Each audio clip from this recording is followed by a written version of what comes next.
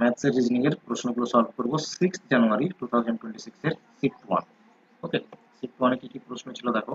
এই হচ্ছে subject shift 1 এর 6 জানুয়ারি 2026। আচ্ছা, ফ্র্যাকশন থেকে প্রশ্ন রয়েছে দেখো। কি করতে হবে? ডিক্রিজিং অর্ডার অ্যারেঞ্জ করতে হবে। তো এতে গিভেন রয়েছে 8/9, বি তে রয়েছে 9/11, সি তে রয়েছে 7/9, ডি তে রয়েছে 8/15, ই তে রয়েছে 7/11। আমি কি বলেছিলাম? হয়তো তিনটে ট্রিক্স বলেছি। একটা হচ্ছে উপরের সংখ্যাগুলোকে সমান করতে পারো যদি পসিবল হয়, বাট এখানে দেখো 8, 9, 7, 8, তারপরে রয়েছে 7। এটাকে যদি আমরা সলভ করি কত আসবে? ঠিক আছে, একবার বিষয়টাকে বুঝে দেখো যে আমরা কেন অ্যাভয়েড করি। 8, 9, 7, 8, 7, এটাকে যদি আমরা ইকুয়াল করতে চাই উপরের সংখ্যাগুলোকে, নিচের গুলোকে তো পসিবল নয়, অনেক বড় সংখ্যা আসবে, 11 রয়েছে, 15 রয়েছে। ঠিক আছে, এটাকে আমরা অ্যাভয়েডই করে নেব। দেখো 8 দিয়ে যদি এটাকে আমরা এবার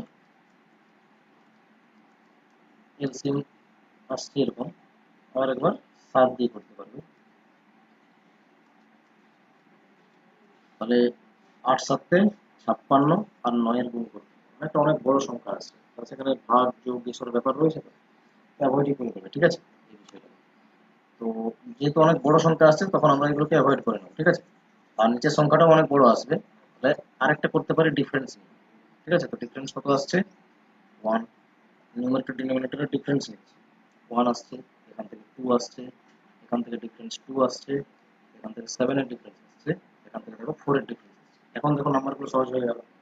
আর এটাকে আমরা তলায় রাখি, আর উপরে যে কোনো একটা সংখ্যা রাখতে পারি, হয়তো নিউমারেটর অথবা ডিনোমিনেটর, যে কোনো একটা সংখ্যা রাখতে পারি। তো উপরের সংখ্যাগুলো যেহেতু ছোট রয়েছে, উপরেরগুলো রাখবো। ঠিক আছে, উপরেরগুলো রাখবো। এই হলো। এরপর তলার সংখ্যাগুলোকে সমান করে, কত তো সমান হবে? 28। 28 দিয়ে সমান হবে। এটাকে গুণ করতে হবে 14 দিয়ে, এটাকে গুণ করতে হবে 14 দিয়ে, তবে 28 হবে। এটাকে 4 দিয়ে গুণ করতে হবে, তবে 28 হবে। আর 4কে 7 দিয়ে গুণ করলে 28 হবে। ওপরেও সেই সংখ্যা দিয়ে গুণ করবে যা তলায় গুণ করেছে। ওকে, এরপর কাজ রয়েছে গুণ করে নাও। তলারগুলো তো সবগুলোই 28 আছে। ঠিক আছে, তাহলে ওপরের গুলোকে গুণ করো। 28 8 কত হয়? একবার কষ্ট করে গুণ করে নেবে, তাহলে কিন্তু সলভ হয়ে যাবে। 28 8 তোমার চলে আসবে 224। 224। আর 14 9 কত হয়? 126। 14 7 কত হয়? 98। 8 4 32, 7 7 49। আর তলায় তো সবগুলোরই 28 রয়েছে। ঠিক আছে, তাহলে 28 দিয়ে আমরা যদি, কি বলেছিলাম, তলার সংখ্যাগুলো যদি সমান হয়, তাহলে ওপরে যে সংখ্যাটি বড় সেটাই কিন্তু বড় হবে। ঠিক আছে, তাহলে এই হচ্ছে সব থেকে বড়। ডিক্রিজিং অর্ডার লিখতে হবে, তার মানে কি বড়গুলো আগে লিখতে হবে। তারপরে 126, তারপর 98 রয়েছে, তার মানে সি, তারপর দেখো 49, তার মানে চলে আসবে ই, তারপরে ডি। এটা হচ্ছে ডিক্রিজিং অর্ডার। ঠিক আছে, A B C D, option 2 correct হবে। তলার সংখ্যাগুলো যদি সমান হয়, তাহলে ওপরে যে সংখ্যাটা বড় সেই ফ্র্যাকশনটি অ্যাকচুয়ালি বড়। ঠিক আছে, এটা মনে রাখো। ক্লিয়ার? বুঝতে পেরেছো সবাই?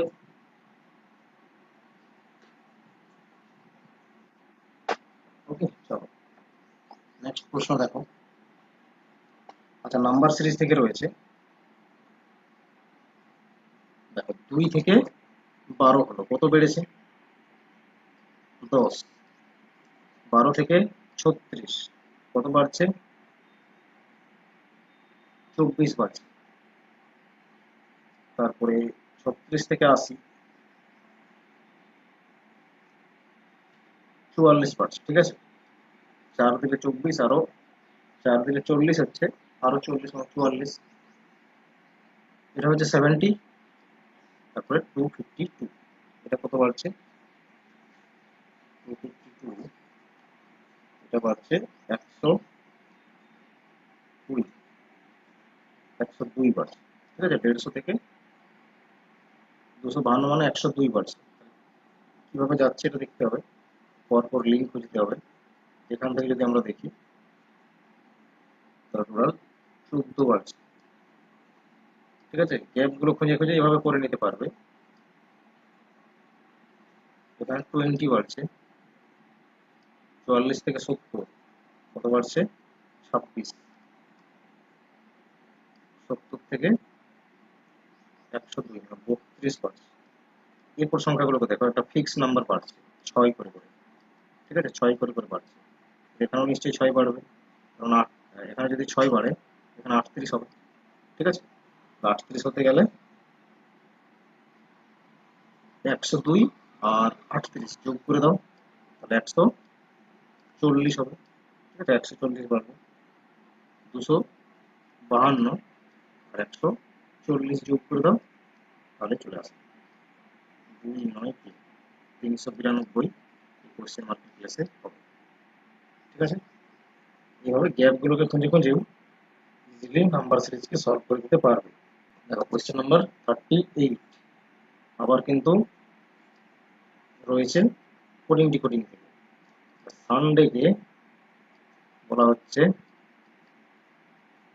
টি V O E B Z, কিভাবে যাচ্ছে জাস্ট এক প্লাস করেছে, S T U V N O D E A B Y Z, এক করে প্লাস করা আছে, আর কিছু না। খুব সহজ, ঠিক আছে। প্র্যাকটিস করো, এই টপিকগুলো থেকে নাম্বার পেতেই হবে। এখানে কি হবে S T C D H I O P L M হয়ে গেল, ম্যাচ করো, জাস্ট ওয়ান করে প্লাস করতে হবে, ঠিক আছে। না তারপরে লেটারটি actually TDI PPM, option number 1, option number 1 হলো কারেক্ট। নেক্সট দেখো কোয়েশ্চেন নাম্বার 39। আপনাকে কি বলেছে, the average age of a family of 5 members is 20 years, 5 জনের অ্যাভারেজ হচ্ছে 20 ইয়ার্স, টোটাল এজ কত 5 মাল্টিপ্লাই 20 করে দাও, 100 ইয়ার্স। ফ্যামিলির টোটাল এজ কত, সব ফ্যামিলি মেম্বারদের 100 years. if the age of the youngest member of the family is 5 years, সব থেকে যে ছোট তার এজ হচ্ছে কত না 5 years, then what was average age of the family at the time of birth of the youngest member। তাহলে বলতে হবে যে ওই ফ্যামিলি মেম্বারের ওই যে ইয়াংগেস্ট মেম্বার আছে সে জন্মের আগে কত ছিল, তাহলে এটা হচ্ছে বর্তমান টোটাল এজটা। 5 ইয়ার্স এগো, 5 ইয়ার্স এগোতে যদি আমরা দেখি টোটাল এজ কত হবে, টোটাল এজ হয়ে যাবে সেই ফ্যামিলির কত ছিল, কারণ 5 ইয়ার্স এগোই তো ওই বাচ্চা জন্মায়নি, ঠিক আছে। 100 ইয়ার্স এখন বর্তমানে এটা মাইনাস করে দিতে হবে, 5 জনেরই 5 বছর আগে টোটাল 25 মাইনাস হয়ে যাবে, ঠিক আছে। তাহলে 100 মাইনাস 25 তখন 75 হবে, 75। তো অ্যাভারেজ কত ছিল, অ্যাভারেজটা বের করতে হবে না। তো বাচ্চা যখন জন্মায়নি তখন ফ্যামিলির অ্যাভারেজ কত ছিল, টোটাল 5 বছর আগে ওই ফ্যামিলি মেম্বারের 75 ইয়ার্স ছিল টোটাল এজ। অ্যাভারেজ যখন বের করবে 75 কে 4 জন মেম্বার ছিল তখন, ঠিক আছে। যে ইয়াংগেস্ট মেম্বার আছে সে তখন আসেনি, 4 জন ছিল। তো এই ক্ষেত্রে ডিভাইড করে নাও, তবে অ্যাভারেজ পেয়ে যাবে 18.75, ঠিক আছে 18.75, অপশন নাম্বার 3 হয়ে যাবে কারেক্ট, 18.75 ডিভাইড করবে, ঠিক আছে। আশা করছি বোঝা গেছে। নেক্সট দেখো কোয়েশ্চেন নাম্বার 40। আচ্ছা এটা একটু লেন্দি রয়েছে কিন্তু সহজ রয়েছে, ঠিক আছে, ভালো করে দেখো। কি বলেছে, two dealers A and B are selling the same model of TV set, marking the same selling price, ঠিক আছে। দুজন ডিলার রয়েছে, সেম টিভি সেট বিক্রি করছে, মার্ক প্রাইসটা সেমই রেখেছে তারা, ঠিক আছে। যে থাকে না এমআরপি, যেটা মার্ক প্রাইস সেটা সেমই রয়েছে। Dealer A give successive discount of 20% and 15%, ঠিক আছে, দুবার ডিসকাউন্ট দিচ্ছে ডিলার এ, 20% and 15%। এই জন্যই বলি যে এই প্রশ্নগুলো ইন্টারেস্ট থেকে যেগুলো রয়েছে এগুলো ভালো করে প্র্যাকটিস করতে হবে, ওকে। তাহলে এ হচ্ছে দুবার ছাড় দিচ্ছে, একবার দিচ্ছে 20% আর একবার দিচ্ছে 15%, ঠিক আছে, দুটো ছাড় দিল। Dealer B give successive discount 18% and 15%, দুটো ছাড় দিল। এবার বলছে find out the selling price of the two dealers A and B respectively in rupees, assuming that the mark price both is rupees 10,000। ঠিক আছে, 10,000 যদি মার্ক প্রাইস হয় তাহলে দুজনের ক্ষেত্রেই কি বের করতে হবে, সেলিং প্রাইসটা বের করতে হবে। ঠিক আছে, সেলিং প্রাইস, তাহলে এটা হচ্ছে সাকসেসিভ ডিসকাউন্ট দিয়েছে দুজনেই, আর দুজনের ক্ষেত্রেই মার্ক প্রাইসটা হচ্ছে 10,000। ঠিক আছে, তাহলে বের করো। আগে তো এর ক্ষেত্রে দেখো সিঙ্গেল ডিসকাউন্ট কত দিচ্ছে সে। ঠিক আছে, সিঙ্গেল ডিসকাউন্ট কিভাবে বের করতে হয়, প্রথমে 20% দিয়েছে প্লাস 15% দিয়েছে, এটা মাইনাস করতে হয়, দুটোকে মাল্টিপ্লাই করে নিচে 100 থাকে। ঠিক আছে, এটা সলভ আউট করো, 10 10 100 হচ্ছে 1.5 করো, তার মানে 35 মাইনাস 1.5, এটা কত দাঁড়াচ্ছে,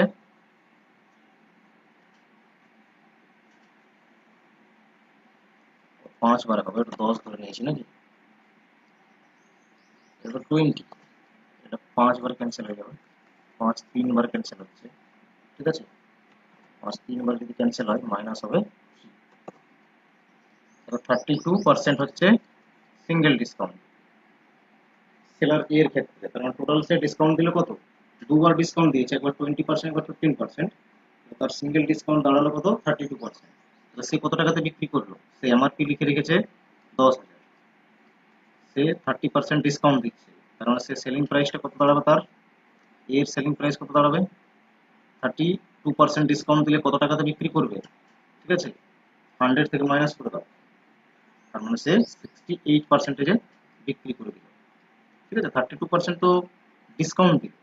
ঠিক আছে, তার মানে 68-এ বিক্রি করছে, এই 68%-এর ভ্যালু বের করে নাও, তাহলে হয়ে যাবে 1 2 1 2 দুটো শূন্য ক্যান্সেল, 6800 এই টাকাতে বিক্রি করেছে এ, একটা অপশন হলো রয়েছে, এটা টোটাল যে কোনো একটা ধরেই বের করা যেত। ঠিক আছে, তুমি চাইলে দেখে নিতে পারো বি এর ক্ষেত্রে, সেলার বি সিঙ্গেল ডিসকাউন্ট কত দিল, প্রথমে 18% দিয়েছে, তারপর 15% দিয়েছে, এটা মাইনাস করো, 18 মাল্টিপ্লাই উইথ 15, নিচে থাকবে 100।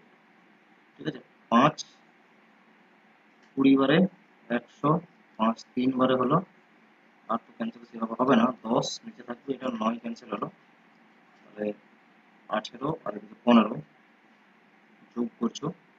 ঠিক আছে, যোগ করে দেখো কত হচ্ছে, 33 মাইনাস করবে 27 মানে 2.7, এটা মাইনাস করো 30.3, এটা হচ্ছে সিঙ্গেল ডিসকাউন্ট। বি ডিসকাউন্ট কিসে দিয়েছে, বি সেলার, তার মানে 100 থেকে মাইনাস করো 30.3। ঠিক আছে, এটা ডিসকাউন্ট দিয়েছে, তাহলে সে কত টাকাতে বিক্রি করবে, ডিসকাউন্ট মানে কি বাদ দেওয়া। ঠিক আছে, পার্সেন্টেজ মানে 100 এর খেলা, 100 থেকে বাদ দিয়ে দাও, কত টাকাতে সে বিক্রি করছে, 69.7%-এ সে বিক্রি করছে। ঠিক আছে, এটা তো ছাড় দিল, ডিসকাউন্ট দিল, সে 69.7 বিক্রি করছে, এমআরপি হচ্ছে 10,000, এই পার্সেন্টেজটি বের করো, কিছু না, দুটো শূন্য হয়ে যাবে ক্যান্সেল, আর 100 গুণ করে দাও। ঠিক আছে, পয়েন্ট চলে যাবে এবং এটা দাঁড়াবে। ওকে, এই হচ্ছে সলিউশন, যে কোনো একটা করলেই পেয়ে যেতে, কিন্তু দুটোই করে নিলাম আমরা। ক্লিয়ার, চল। ওকে, তাহলে আমরা 5 তারিখের শিফট 1 শিফট 2 সলভ করলাম, 6 তারিখের শিফট 1 সলভ করেছি, এরপর 7 তারিখের দুটো বাকি থাকবে, এগুলো সলভ করে নিই।